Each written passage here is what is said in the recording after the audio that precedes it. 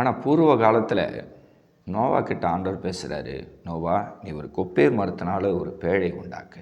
வசனத்தை வாசிக்கலாமா? ஆதியாகவும் 6ஆம் அதிகாரம் 14வது வசனத்தை நம்ம வாசிக்கலாம். நீ கொப்பேர் மரத்தால் உனக்கு ஒரு பேழை உண்டாக்கு, அந்த பேழையிலே அறைகளை உண்டு பண்ணி அதை உள்ளும் புறமும் கீழ்பூசு. இதாங்க ஆண்டவர் பேசுகிறார். நோவா கிட்ட பணம் கொடுக்கல, மரத்தை கொடுக்கல, ஆட்களையும் கொடுக்கல. எப்படி நோவா அந்த பேழையை செய்ய முடியும்? நீங்களே சொல்லுங்கள். அதுக்கு தான் உதாரணமாக கேட்டேன். ஆண்டவர் தரிசனமாகி 3 அடுக்கு மாடி கொண்ட ஒரு வீட்டை கடன் வாங்காது கட்டுன்னு சொன்னால் நம்மளை எத்தனை பேர் கட்ட முடியும்? கட்டவே முடியாது.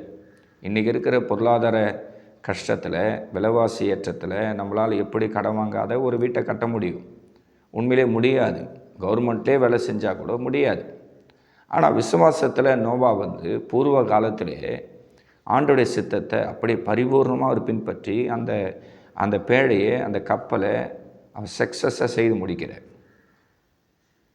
பார்த்தீங்களா?